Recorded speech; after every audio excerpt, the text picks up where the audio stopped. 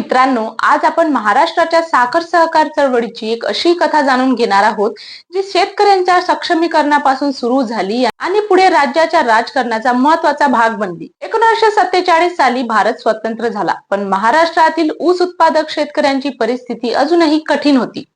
त्यांना खासगी साखर कारखान्यांना कमी दरात ऊस विकावा लागत होता किंवा गूळ तयार करून तोट्यात व्यवसाय करावा लागत होता. अशा वेळी विठ्ठलराव विखे पाटील यांनी एक वेगळी संकल्पना मांडली. त्यांच्या म्हणण्यावरून कारखान्याचे मालक बाहेरील उद्योगपती नसून शेतकरीच असावेत.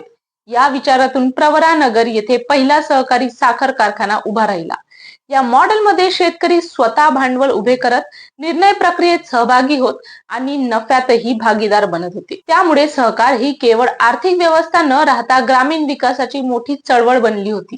तर पुढील काही दशकात महाराष्ट्रात सहकारी साखर कारखान्यांचे जाळे वेगाने विस्तारले.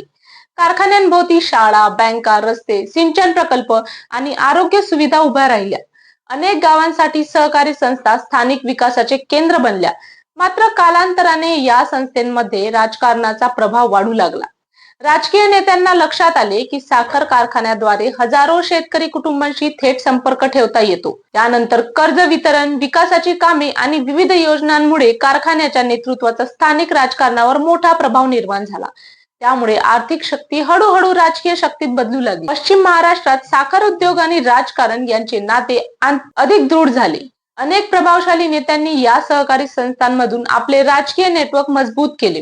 काळानुसार काही ठिकाणी नेतृत्व मर्यादित कुटुंबांमध्ये केंद्रित झाल्याची टीका देखील झाली. सहकाराच्या लोकशाही संकल्पनेऐवजी काही संस्थांमध्ये घराणेशाहीचे स्वरूप दिसू लागले. याचबरोबर अनेक कारखाने आर्थिक अडचणीत सापडले.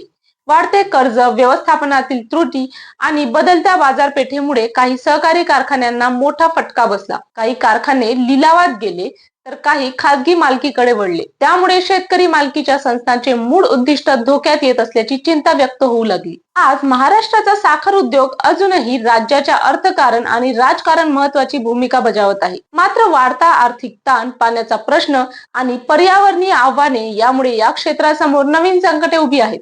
ऊस हे जास्त पाणी लागणारे पीक असल्याने अनेक भागात भूजल पातळी घटत असल्याचे दिसत आहे. त्यामुळे भविष्यात सहकारी साखर चळवळ शेतकऱ्यांच्या हितासाठी अधिक सक्षम आणि पारदर्शक बनणार का, हा महत्वाचा प्रश्न आहे.